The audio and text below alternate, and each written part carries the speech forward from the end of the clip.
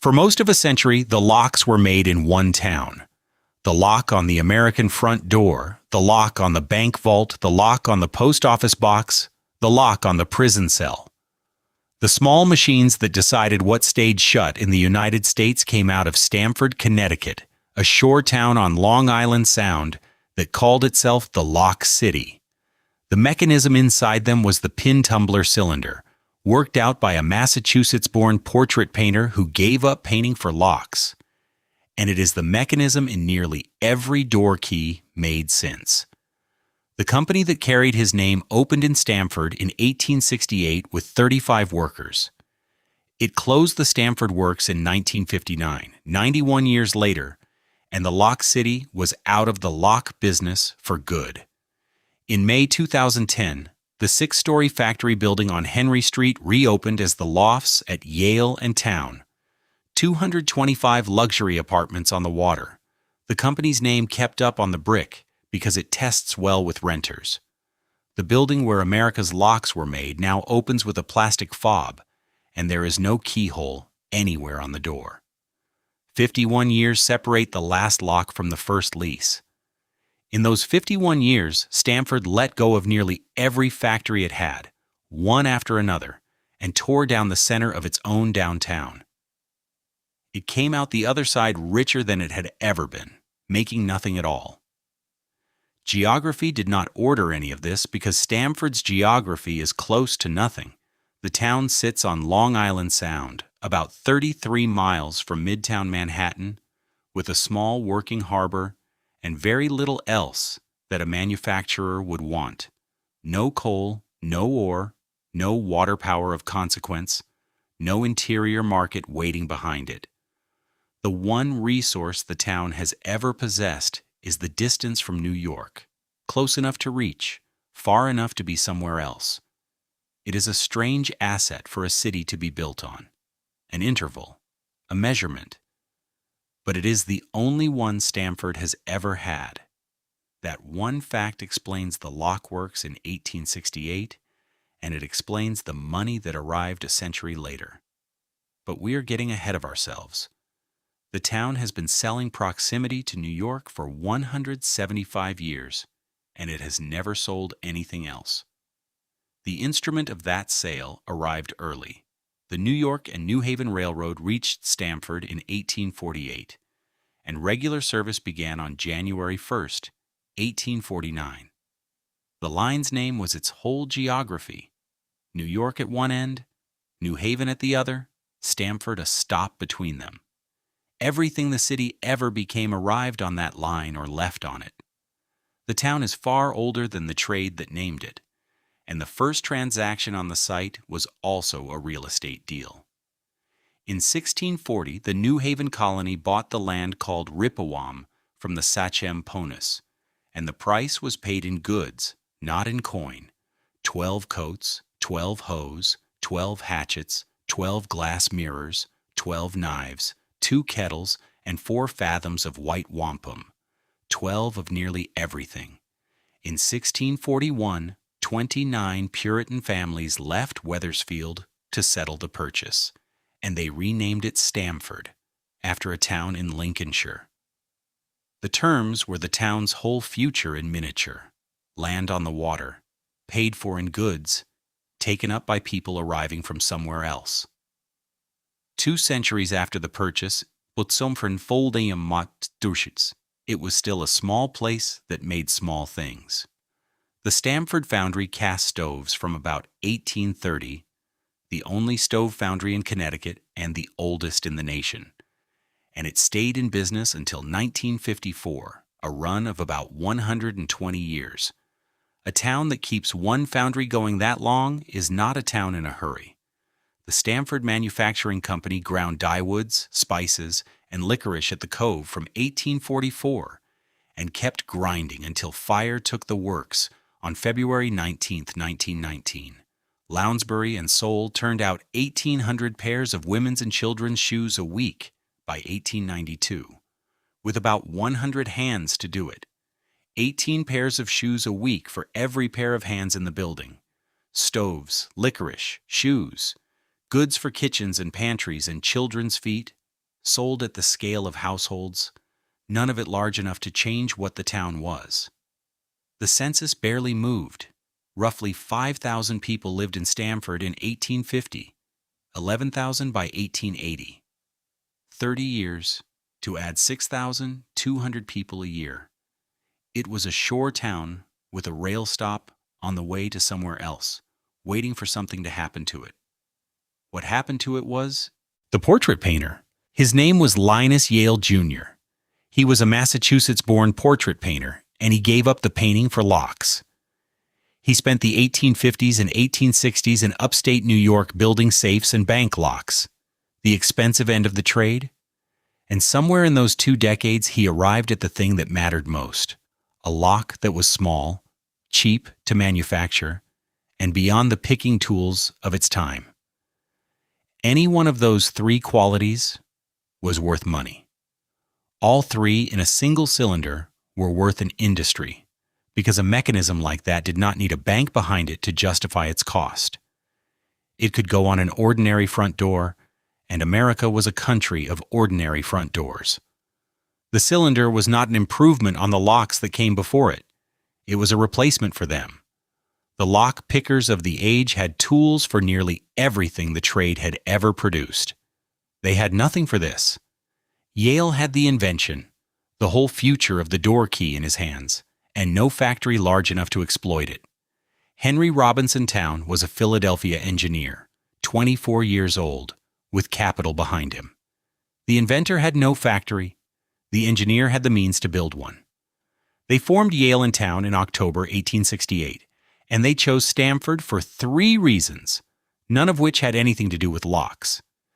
2 of the reasons were about moving things: a rail line that ran to 2 markets, and a harbor deep enough for schooners.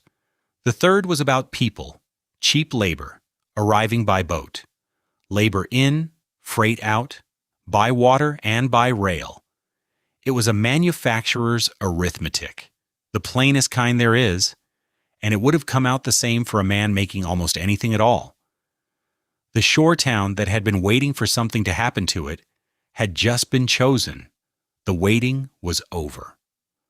Linus Yale saw none of it. The partnership was signed in October. On December 24th, 1868, Christmas Eve, weeks after the ink, he died in New York. He never saw a lock come out of the Stamford plant. The firm he had co-founded was not yet 3 months old, not one lock, in a company that would carry his name for as long as it existed, because that is what Henry Towne did. He ran the firm for the next half-century, and for the whole of that half-century, the dead man's name went out the door on everything the living built. Half a century is a long time to run anything. The painter got the immortality, the engineer got the work, and Towne treated the work itself as something to be engineered. In 1886, he stood before the American Society of Mechanical Engineers and told them that shop management was a branch of engineering and needed a science of its own. The argument Frederick Taylor would build an entire career on. Taylor made the career out of it. The argument was on the record in 1886, and it belonged to a lock manufacturer from Stamford. On the Stamford floor, the practice was already running ahead of the theory, piece rates, which tied a worker's pay to a worker's output, gain sharing, which split the shop's savings with the people who produced them, cost accounting, which entered every hour and every part in a ledger. All of it operated in Stamford before anyone had settled on a name for any of it, and the company that mass-produced the American lock also helped invent the American habit of measuring a worker. The growth of the enterprise reads straight off the payroll in 4 numbers.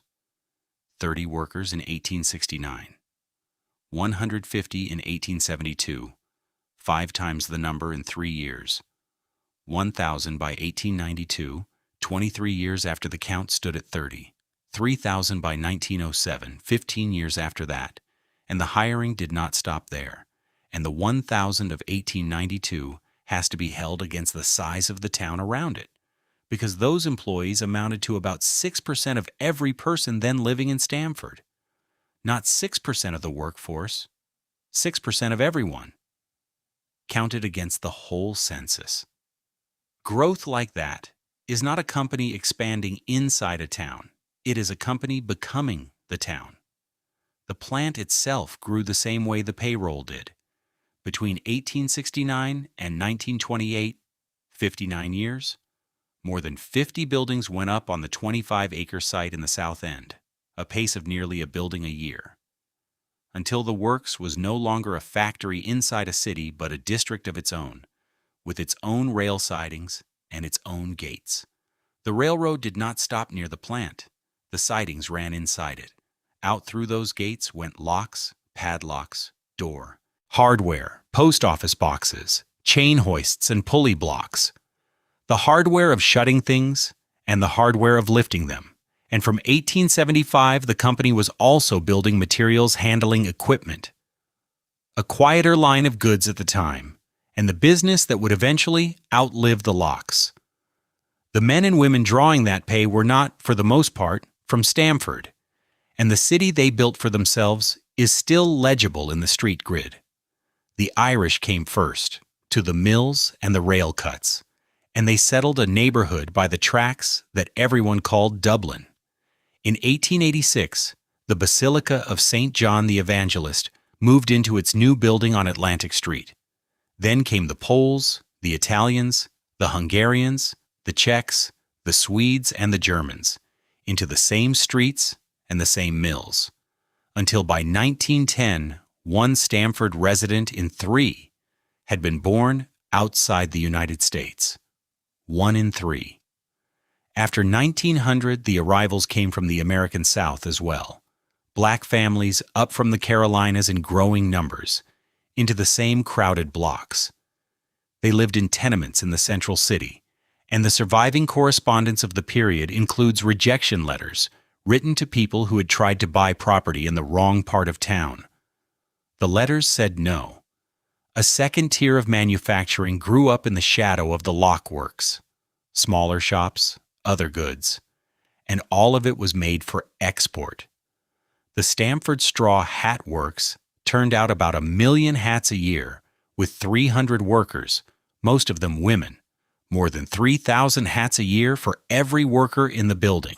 H.W. Colander made billiard tables until February 14, 1883, when fire destroyed the works at a loss of $200,000, and on April 12, 1892, George Blickensderfer patented the first genuinely portable typewriter in America and built it in the South End, where about 200 workers turned out roughly 10,000 machines a year at the peak. A typewriter a person could carry was a new idea in 1892, and this one sold around the world. The hats went out by the million. The typewriters went out by the 10,000. The locks went out through the gates of their own district. None of it was made for the town that made it. And the payroll was still climbing. It had been climbing by then for 38 years. 3,000 in 1907 was not the top of the curve. The top was 9 years further on. The city kept walking uphill. 9 years further on was 1916, but the shape of that year was cut in the decade just before it. The 10 years between 1900 and 1910, in which Stamford stopped growing like a town and started growing like a city. The difference is not a figure of speech. A town grows by addition, a family here, a shop there. A city grows by multiplication, and multiplication is what the decade's ledgers show. Factories rose from 49 to 86. 37 new works in 10 years. The workforce inside them nearly doubled. The value of their output rose 123%, and that was the largest gain of any city in Connecticut. Not the largest output, the largest gain in a state that lived by its factories. Connecticut as a whole grew 23% in those 10 years, and 23% was respectable growth. Stamford grew 53% to 28,836 people, more than twice the pace of the state it sat in. The top of the mountain was 1916, and nobody in Stamford recognized it because nothing about that year looked like a summit. Yale Towne employed 6,500 people, the highest number it had ever employed and the highest number it ever would. And its products sold worldwide to an estimated $76 million. 6,500, in a firm that had opened 48 years earlier with 35, walking each shift through the gates of a works that had its own rail sidings and more than 50 buildings. Hold that headcount against the city around it. Roughly one working person in 8 in all of Stamford drew a Yale Towne paycheck. Not 1 in 8 inside the gates, 1 in 8 across every trade in town, 1 in 8 of everyone who worked at anything. 13 labor unions were active in Stamford that year, and in 12 months they called 6 strikes, 1 every other month on average. Recognition would have meant bargaining with the men as a body, and the company would not bargain with the men as a body. It answered the way it would answer for the next 30 years. It recognized none of them. And then the war arrived, and put Stamford into a business it does not advertise. Local plants produced mustard gas for the American war effort, and the men who handled it were known around town as the Canaries, for the yellow discoloration it left on their skin. The nickname was casual, the way shop nicknames are casual. The thing itself was not. The town that made the locks for American front doors, small machines built to keep harm on the far side of a door, spent 1917 and 1918 making a weapon that destroyed lung tissue. The city grew through all of it. The census of 1910 had counted 28,836 people. The census of 1920 counted 40,067, an increase of nearly 40% in 10 years. Nothing yet had slowed the climb.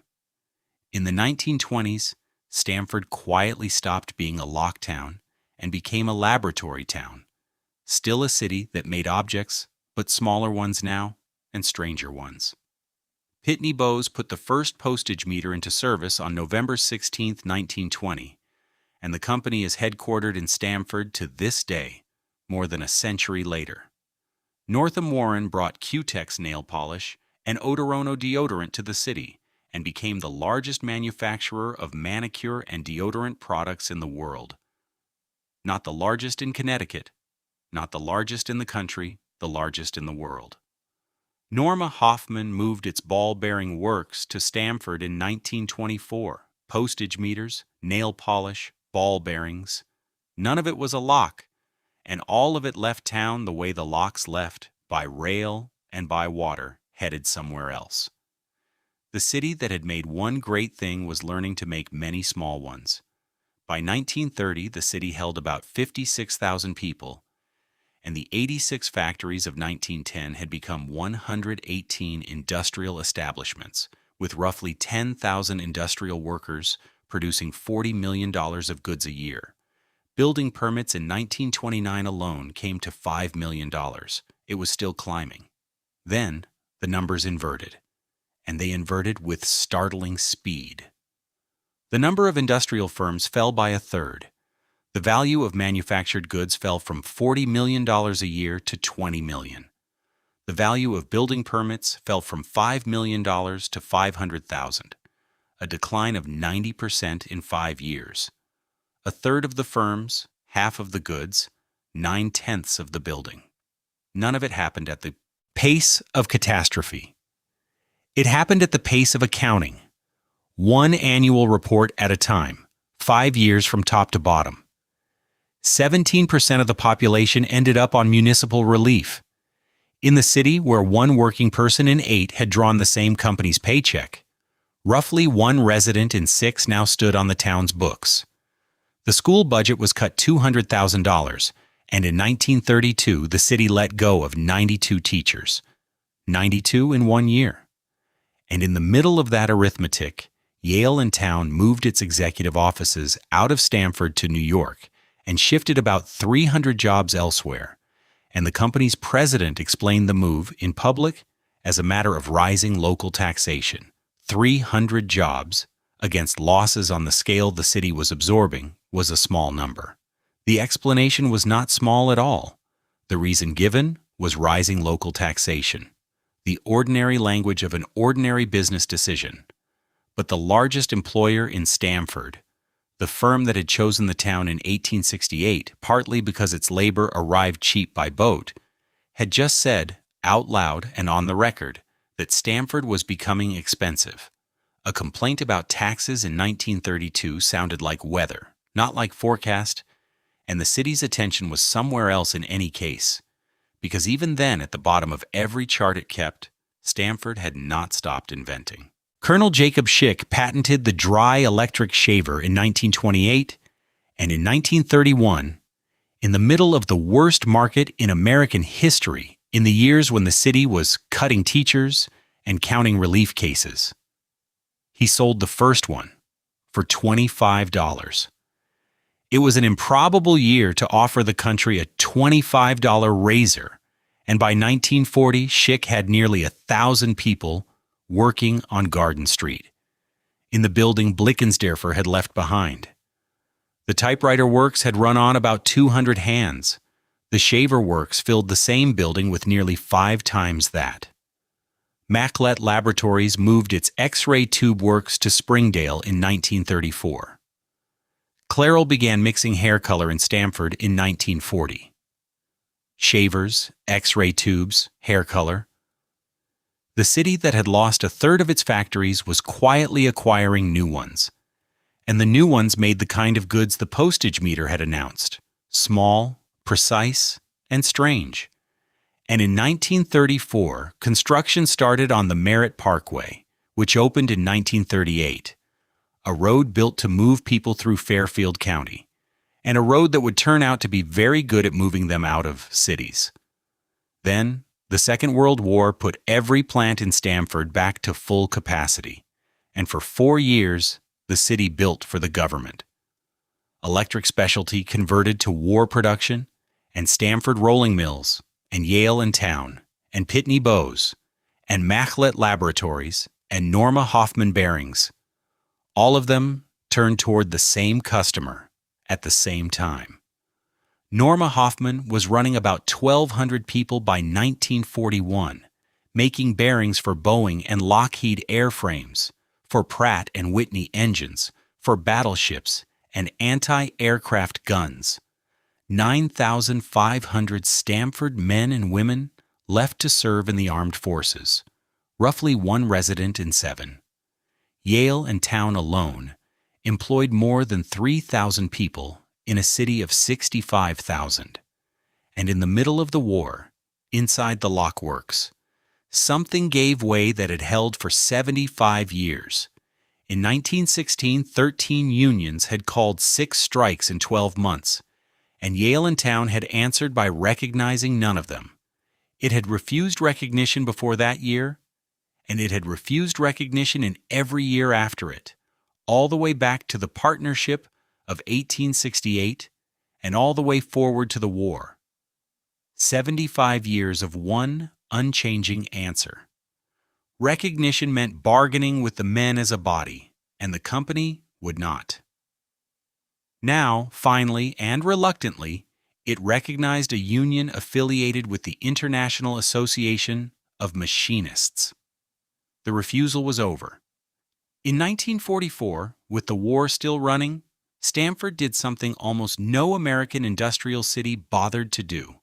It planned for the peace. Business and civic leaders formed the Stamford Post-War Planning Council to manage the return of the veterans, the placement of displaced war workers, and the reconversion of the plants.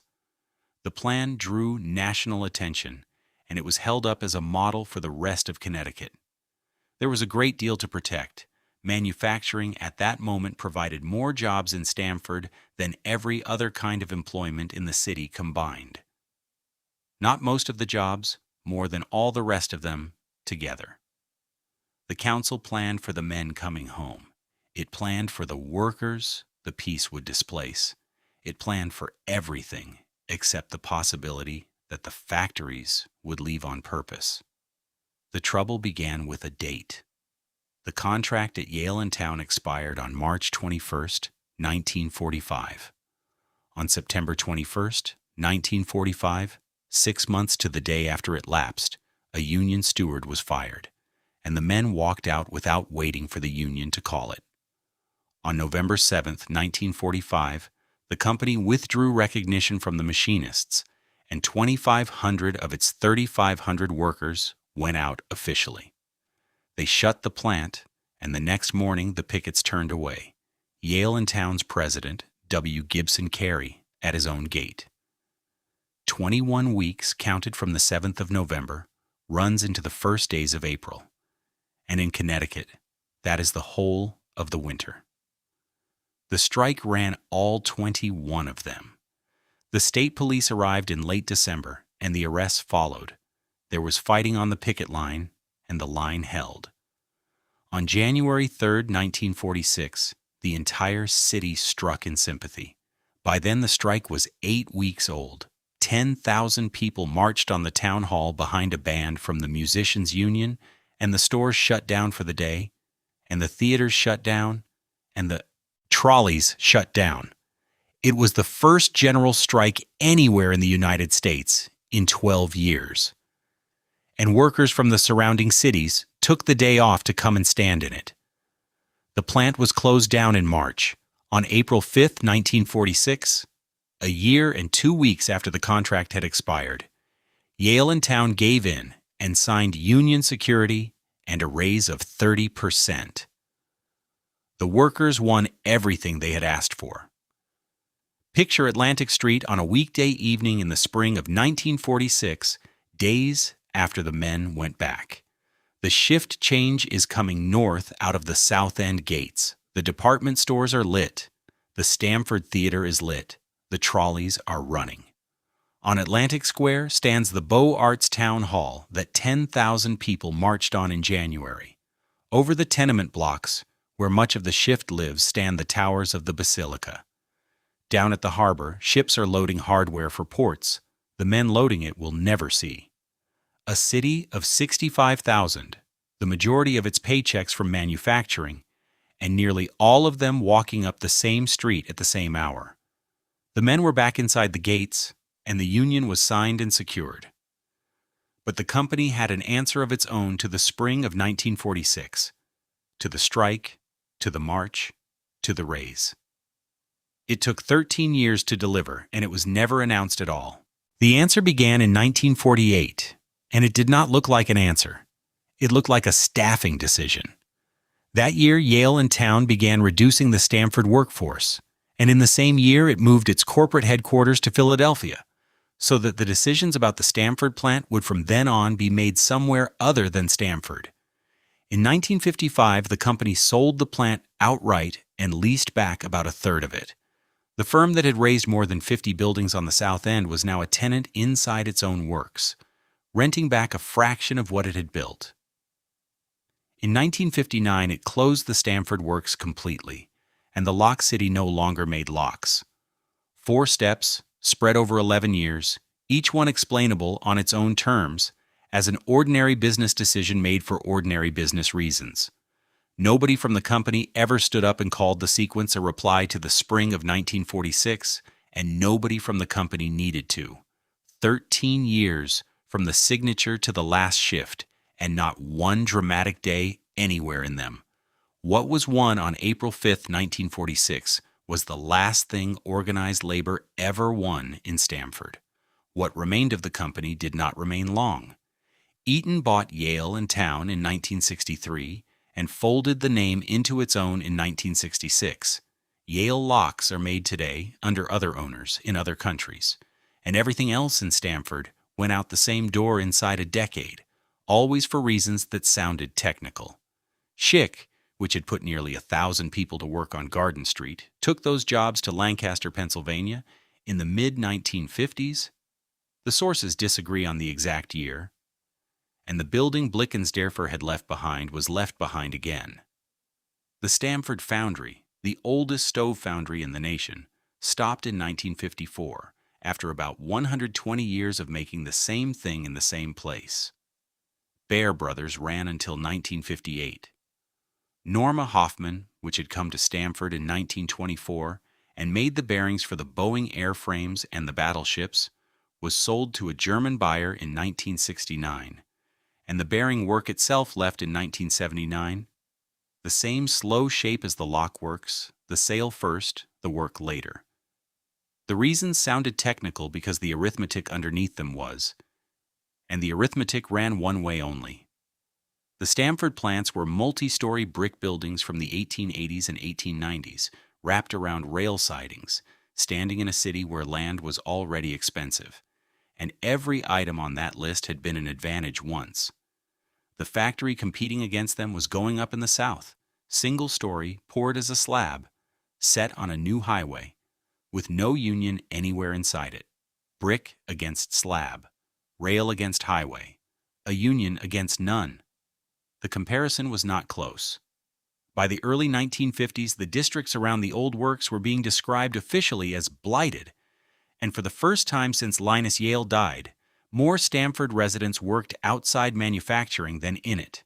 The official word was blighted. The city's answer was not to go looking for new factories. The Urban Redevelopment Commission was created in 1951, and what the city eventually did through it was demolish the center of Stamford and sell the ground. The redevelopment contract was signed on January 27, 1960, and the F.D. Rich Company was chosen from a field of 10 bidders as sole redeveloper of a 130-acre project covering the entire southeast quadrant of downtown. 130 acres, one contract, one firm. 9 city blocks came down under eminent domain. 400 businesses were moved off the land, and with them went hundreds of families who had lived on it. More than $100 million went into the project. Federal money, state money, city money, all of it converging on the same cleared ground. Then the lawsuits arrived and the financing stalled, and construction did not begin in earnest until 1968. 8 years after the contract was signed.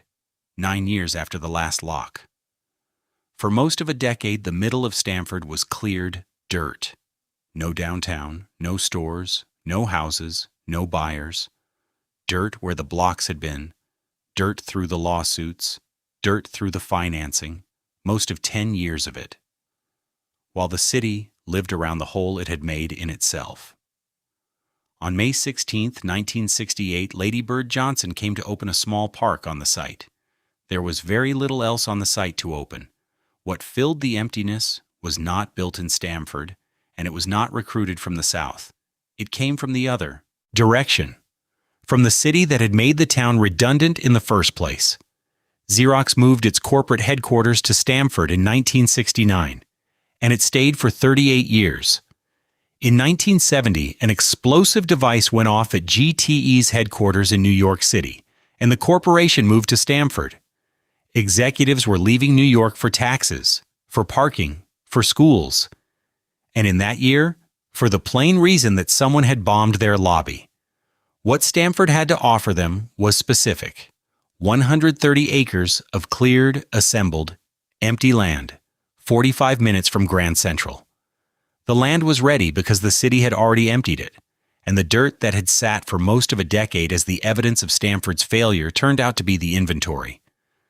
The building GTE put up became the emblem of the whole transaction. One Stamford Forum, designed by Victor Bisharat, its ribbon cut in 1973. A 13-story inverted ziggurat of glass, standing on a 3-story garage, wider at the top than at the bottom, with a glassed arboretum climbing from the 9th floor toward a roof of 76 acrylic domes. Roughly 500,000 square feet, and it was sited along the interstate so that everyone driving between New York and New Haven would have to look at it.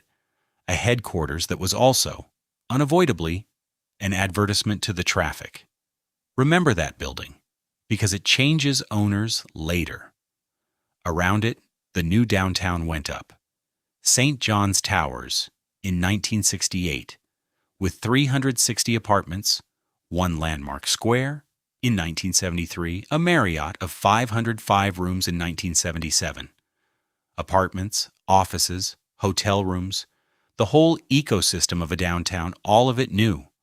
A pyramid, upside down, on the ground the city had cleared. Over the following 15 years, more than 24 major corporations moved their headquarters out of New York City to Stamford, and F.D. Rich, still the sole redeveloper, built 18 buildings and more than 5 million square feet of office space to hold them. Xerox, GTE, and Champion International were the anchors. Olin, Combustion Engineering, General Signal, Singer and Continental followed the same road. The road was the old one, the corridor the railroad had drawn in 1848, except that the traffic on it was now running towards Stamford instead of out of it. By the 1980s, Stamford held 18 Fortune 500 headquarters, the third highest concentration in the United States, after New York, after Chicago, and after nowhere else. A city of roughly 102,000 people was processing the paperwork of corporate America on ground, where its own factories had stood 20 years earlier. The second lesson arrived in the late 1980s, and it arrived quietly, the way the first one had. One address at a time, the reasons always sensible. Corporations began leaving Stamford the way they had left New York, and the downtown retail that had been rebuilt to serve them closed behind them. A factory is a 30-year investment in a building nobody can move. A headquarters is a lease.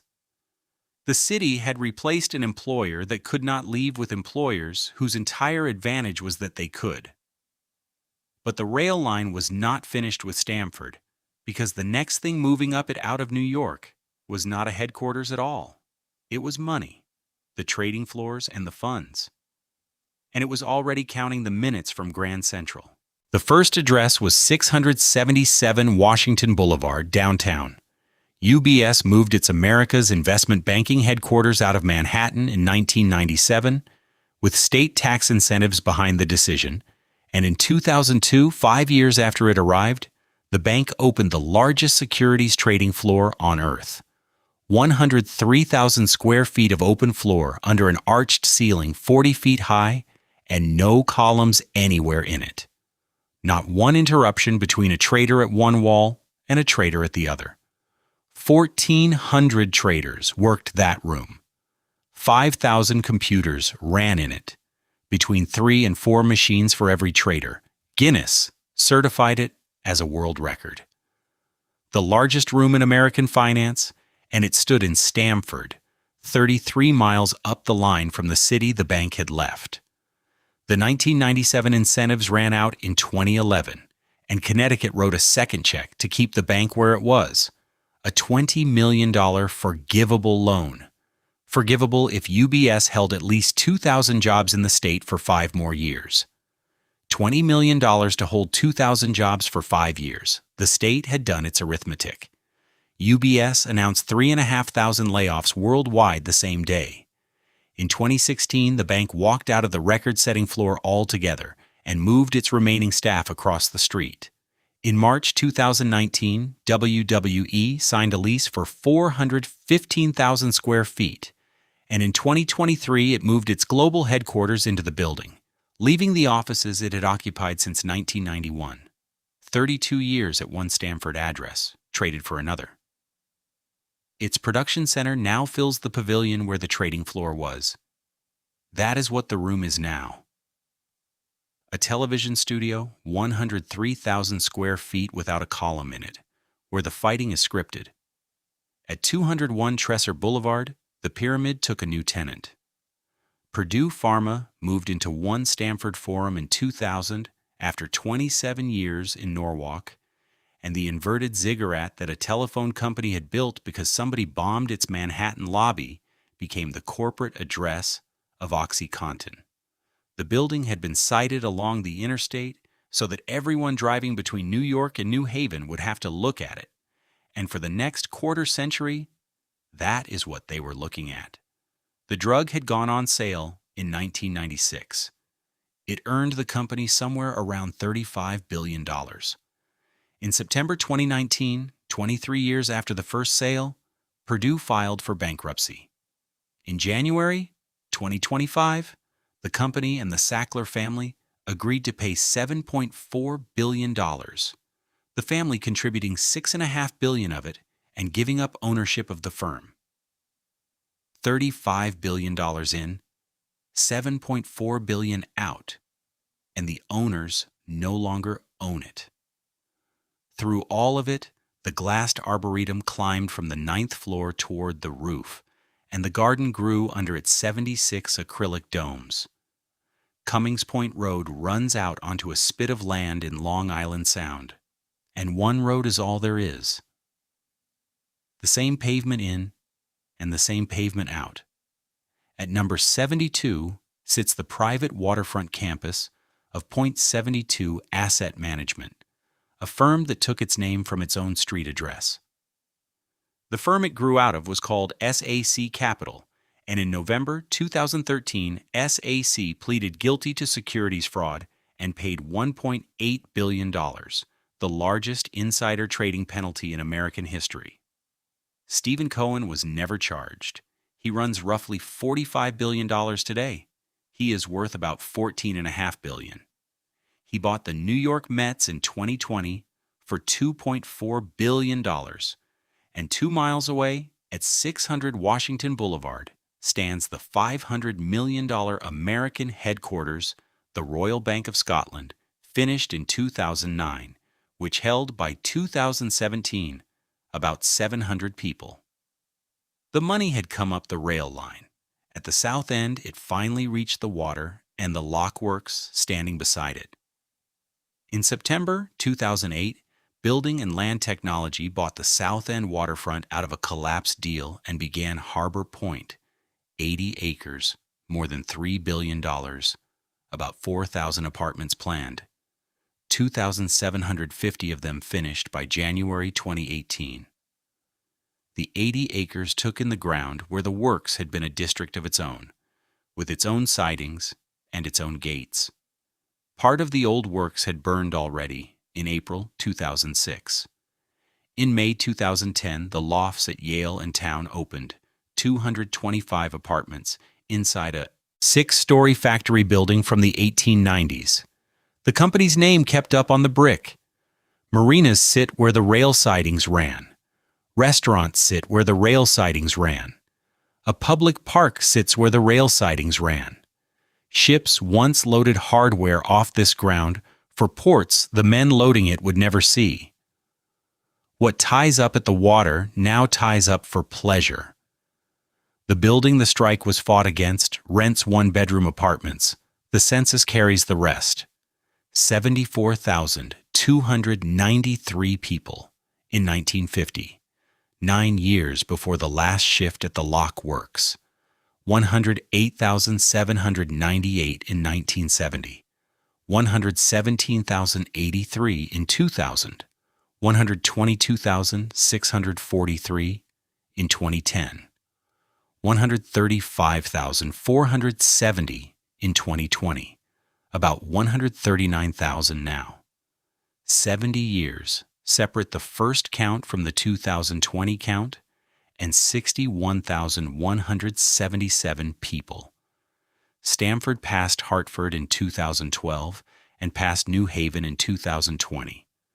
The shore town of roughly 5,000 people that had once sat by its rail stop, waiting for something to happen to it, is now the second largest city in Connecticut, and between 2000 and 2020, it accounted for roughly 40% of the population growth of the entire state. About 15,000 apartments were added in 10 years, an increase of 56%. And across the city's apartment stock, around 95% are occupied. The city builds them, and the city fills them. A 1-bedroom rents for between $2,250 and $2,650 a month. The typical single-family house sells for about $975,000. Per capita income in Stamford is the highest of any city in Connecticut. The trade underneath all of it has been running since 1969, and the terms have not changed. Xerox left for Norwalk in 2007 after 38 years. GTE became Verizon in 2000, and the headquarters went elsewhere. The 18 Fortune 500 headquarters of the 1980s were 4 by 2017. 14 of the 18 went out the way they had come in, on a lease. And still the city deals. In June 2022, Charter Communications opened a 500,000 square foot, 15-story headquarters at Harbor Point, promising 1,100 jobs, and took $8.4 million in state sales tax relief to do it. The newest entry in a ledger that already held the incentives of 1997 and the $20 million loan of 2011.